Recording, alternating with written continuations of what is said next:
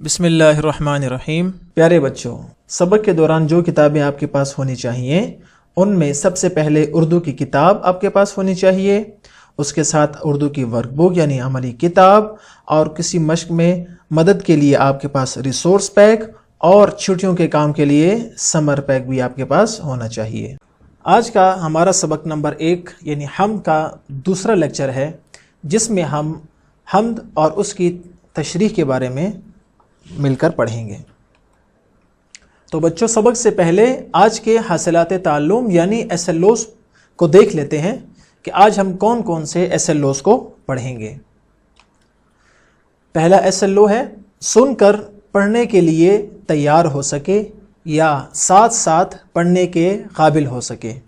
تو بچوں، جب بھی میں حمد کے اشعار پڑھوں گا تو آپ نے ان کو غور سے سننا ہے اور آپ نے میرے ساتھ مل کر ان اشعار کو پڑھنا ہے۔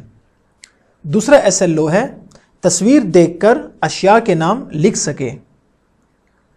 اگلا SLO سن کر اردو کی صحیح آوازوں اور تلفظ کا صحیح ادراک کر سکے۔ سادہ عبارت، نظم اور نثر کو سمجھ کر درست تلفظ کے ساتھ پڑھ سکے۔ تو جیسے ہی میں حمد کا کوئی شعر آپ کے سامنے پڑھوں گا تو پیارے بچوں، آپ نے اس کو غور سے سننا ہے اور یہ کوشش کرنی ہے کہ وہ شعر آپ کو سمجھ میں آ جائے۔ اور آخری SLO ہے فطرت سے متعلق نظم اور نثر سے لطف اٹھا سکے۔ حمد شروع کرنے سے پہلے ایک بات آپ اچھی طرح سمجھ لیں کہ حمد کسے کہتے ہیں۔ حمد کسے کہتے ہیں؟ تو بچوں، حمد کی تعریف بہت آسان ہے، جو کہ آپ نے کلاس 1 میں بھی پڑھی تھی، اور وہ کیا ہے؟ ایسی نظم جس میں اللہ تعالیٰ کی تعریف بیان کی جائے حمد کہلاتی ہے۔ پھر پڑھ لیں، ایسی نظم جس میں اللہ تعالیٰ کی تعریف بیان کی جائے حمد کہلاتی ہے۔ تو ہم جو آج پڑھیں گے، اشعار پڑھیں گے، تو پیارے بچوں آپ دیکھیں گے کہ اس میں صرف اللہ تعالیٰ کی تعریف بیان کی گئی ہے۔ تو جیسے ہی آپ وہ اشعار پڑھیں گے تو آپ کے ذہن میں یہ خود آ جائے گا کہ یہ کیا ہے؟ حمد ہے۔ تو حمد کی تعریف آپ کو یاد ہو گئی؟ شاباش۔ اب ہم ان 3 SLOs کو پڑھتے ہیں۔ تو بچوں، آپ اپنی اردو کی کتاب کھول لیں، اردو کی کتاب کا صفحہ نمبر 3۔ اس پر آپ کو سب سے اوپر کیا نظر آ رہا ہے؟ حمد۔ کیا نظر آ رہا ہے؟ حمد۔ تو بچوں، آپ نے یہ غور سے سننا ہے، اور میں اشعار بھی پڑھوں گا اور ساتھ ان کے مفہوم بھی اور اس کی تشریح بھی آپ کے سامنے کروں گا، تاکہ آپ کو ایک تو سننا اور الفاظ کا صحیح تلفظ بھی آ جائے، اور دوسری اہم بات آپ کو اس شعر کی بھی سمجھ میں آ جائے کہ اس شعر میں شاعر نے کیا کہا ہے۔ تو چلیں دیکھتے ہیں۔ اے خدا، اے خدا، اے خدا، اے خدا۔ اب دیکھیں، یہاں پر شاعر اللہ تعالیٰ کو پکار رہا ہے، اور ہمیں بھی ہمیشہ کس کو پکارنا چاہیے؟ اللہ تعالیٰ کو، چاہے وہ ہم خوشی ہو یا کوئی غمی ہو یا کوئی پریشانی ہو، ہمیں کس کو پکارنا چاہیے؟ اللہ کو۔ آگے، تو سب سے بڑا، تو سب سے بڑا، تیرے جیسا نہیں کوئی دوسرا، یہ ستارے تیرے، یہ نظارے تیرے، یہ سمندر، یہ جھیلیں، یہ دھارے تیرے، تیری یہ زمیں، تیری یہ فضا، اے خدا، اے خدا، اے خدا، اے خدا۔ اب دیکھیں، یہ پہلا بند ہم نے پڑھ لیا۔ اس میں شاعر کیا کہہ رہا ہے؟ دیکھیں، تو سب سے بڑا، تو سب سے بڑا۔ اس بند میں شاعر کہہ رہا ہے کہ اللہ تعالیٰ سب سے بڑا ہے، اور ہم نماز میں بھی کہتے ہیں اللہ اکبر، اللہ اکبر، اللہ سب سے بڑا ہے۔ اور بچوں، آپ نے اذان تو سنی ہوگی نا؟ اذان شروع کیسے ہوتی ہے؟ اللہ اکبر، اور اس کا معنی کیا ہے؟ اللہ سب سے بڑا ہے۔ تو اس شعر میں بھی شاعر یہی کہہ رہا ہے کہ تو سب سے بڑا۔ آگے ہے تیرے جیسا نہیں کوئی دوسرا، یعنی اللہ تعالیٰ کی طرح کوئی اور خالق، مالک، رازق اور معبود نہیں ہے۔ اور آگے اللہ تعالیٰ کی 2 اشعار میں چند نعمتیں گنوائی گئی ہیں، اور وہ کون کون سی ہیں؟ نمبر 1 ستارے، نظارے، اس کے بعد سمندر، جھیلیں، دھارے۔ اور یہ نعمتیں گنوا کے شاعر کہتا ہے کہ یہ سب کس کا ہے؟ اللہ تعالیٰ کا۔ اور یہ سب چیزیں کس نے بنائی ہیں؟ اللہ تعالیٰ نے۔ یہ زمین اور فضا، یعنی فضا کا مطلب ہے ہوا، ہوا۔ تو شاعر کہہ رہا ہے کہ یہ زمین بھی اللہ تعالیٰ ہی کی ہے، اور یہ آسمان یعنی یہ ہوا بھی اللہ تعالیٰ ہی کا بنایا ہوا ہے، اور وہی اس کا مالک ہے۔ اب یہ تھا کہ یہاں پر کتنی چیزیں شاعر نے گنوا دی ہیں۔ اگلے شعر کی طرف آ جائیں۔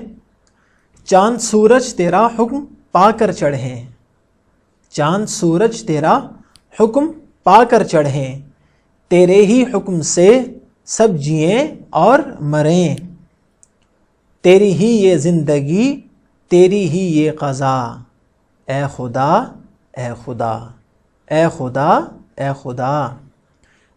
اس بند میں شاعر کیا کہہ رہے ہیں کہ چاند سورج تیرا حکم پا کر چڑھیں، تیرے ہی حکم سے سب جئیں اور مریں، کہ اللہ تعالیٰ ہی کے حکم سے سب کام ہوتے ہیں۔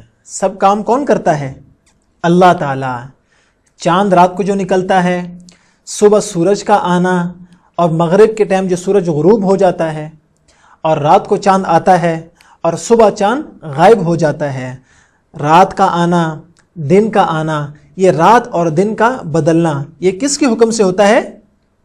اللہ کے حکم سے ہوتا ہے۔ تو یہاں پر بھی شاعر یہی کہہ رہا ہے، اور آگے کہہ رہا ہے تیرے ہی حکم سے سب جئیں اور مریں، یعنی جینا بھی اللہ کے حکم سے اور مرنا بھی اللہ کے حکم سے ہوتا ہے۔ اور زندگی اور موت کا مالک کون ہے؟ اللہ تعالیٰ۔ تو سب چیزیں جب اللہ تعالیٰ نے دی ہیں، تو آخر میں شاعر کہہ رہا ہے تیری ہی یہ زندگی تیری ہی یہ قضا، کہ اے اللہ یہ زندگی آپ نے ہی ہمیں دی ہے، تیری ہی یہ قضا، اور یہ قضا، یہ قدرت، یہ فیصلہ بھی آپ ہی کا ہے۔ تو ہمیں چاہیے کہ ہم صرف اللہ ہی کی عبادت کریں، اور اللہ نے جو ہمیں زندگی دی ہے ہم اس کو اللہ ہی کی عبادت کے لیے خاص کر لیں۔ اے خدا اے خدا اے خدا اے خدا۔ آپ نے دیکھیں حمدی پڑھ لی، اور اس کی تشریح بھی آپ نے سیکھ لی۔ اب ہم چلتے ہیں اس حمد میں موجود کچھ نئے الفاظ کی طرف، اور دیکھتے ہیں ان کا معنی کیا ہے۔ پہلا لفظ ہے نظارے، نظارے، اور یہ غور سے سنیں تاکہ آپ کے تلفظ بھی درست ہوں۔ نظارے، اور اس کا معنی کیا ہے؟ دیکھنے کی چیزیں۔ دوسرا لفظ دھارے، دھارے، اس کا معنی کیا ہے؟ چشمہ، آبشار یا بہتا ہوا پانی۔ تیسرا لفظ ہے حمد، حمد، وہ نظم جس میں اللہ تعالیٰ کی تعریف بیان کی جائے اسے کہتے ہیں حمد، اور یہاں پہلے پڑھ بھی چکے ہیں۔ اگلا لفظ ہے چڑھیں، چڑھیں، اس کا معنی کیا ہے؟ اوپر چڑھنا، یعنی اوپر کی طرف جانا۔ اور آخری ہے قضا، اس کا معنی کیا ہے؟ موت، موت یعنی مر جانا۔ آپ نے نئے الفاظ کا ذخیرہ اور ان کے معنی بھی سیکھ لیے۔ تو بچوں، آپ کو گھر کا کام بھی دینا ہے جو کہ بہت ضروری ہے آپ کے لیے نا۔ تو آپ اپنی ورک بک کا صفحہ نمبر 4 کھولیں، ورک بک کا صفحہ نمبر 4، سوال نمبر 3 آپ کو نظر آ رہا ہے۔ اس میں کیا لکھا ہوا ہے؟ در ذیل تصاویر غور سے دیکھیں اور نام تحریر کریں۔ یہ دیکھیں آپ کے سامنے 1 2 3 4 اور 5 پکچرز دی ہوئی ہیں۔ آپ نے ان کو غور سے دیکھنا ہے کہ یہ کیا ہے، یہ کیا ہے، یہ ان کے نام آپ نے یہاں اس جگہ پر لکھ دینے ہیں۔ اور اگر آپ کو کوئی مشکل پیش آتی ہے تو آپ اپنے والدین سے بھی اس میں مدد لے سکتے ہیں۔ اور دوسرا SLO کیا ہے؟ وہ آپ کا صفحہ نمبر 3 ورک بک کے صفحہ نمبر 3 پر ہے، اور وہ کیا ہے؟ سوال نمبر 1 میں کہ حمد کے اشعار والدین بچے کو ساتھ ساتھ پڑھنے پر آمادہ کریں، یعنی والدین خود بھی یہ اشعار بچوں کے سامنے پڑھیں، اور یہ والدین کی ذمہ داری ہے کہ وہ بچوں کو یہ اشعار سنائیں، اور بچوں کو صرف سنانا نہیں ہے بلکہ ان کو ساتھ ساتھ پڑھنے کا بھی کہنا ہے کہ بچوں آپ یہ اشعار میرے ساتھ پڑھیں، اور یہ اشعار پڑھنے کے بعد بچے سے زبانی ان اشعار میں بیان کردہ اشیاء کے نام پوچھیں۔ تو والدین سے ہماری گزارش یہ ہے کہ آپ یہ حمد بچوں کے سامنے پڑھیں، اور بچوں کو بھی پڑھوائیں ساتھ ساتھ، صرف ان کے سامنے نہیں پڑھنا بلکہ ان سے بھی کہنا ہے کہ وہ بھی آپ کے ساتھ ساتھ یہ اشعار مل کر پڑھیں۔ اور جیسے ہی وہ اشعار پڑھیں تو آپ ان سے یہ پوچھیں کہ ان اشعار میں اللہ تعالیٰ کی کون کون سی نعمتوں کا یا کون کون سی اشیاء کا ذکر کیا گیا ہے، اور ان کے نام بچوں سے پوچھیں تاکہ بچوں کو حمد، اس کا معنی، اس کا تلفظ اور اس کا مفہوم اچھی طرح سمجھ میں آ جائے۔ یہ تھا ہمارا آج کا سبق۔ امید ہے کہ بچوں آپ کو حمد، اس کا معنی، اس کی تشریح، مشکل الفاظ کے معنی اور جو آپ کو گھر کا کام دیا ہے وہ سمجھ میں آ گیا ہوگا۔ انشاءاللہ اگلے لیکچر میں پھر ملاقات ہوگی۔ السلام علیکم ورحمۃ اللہ وبرکاتہ۔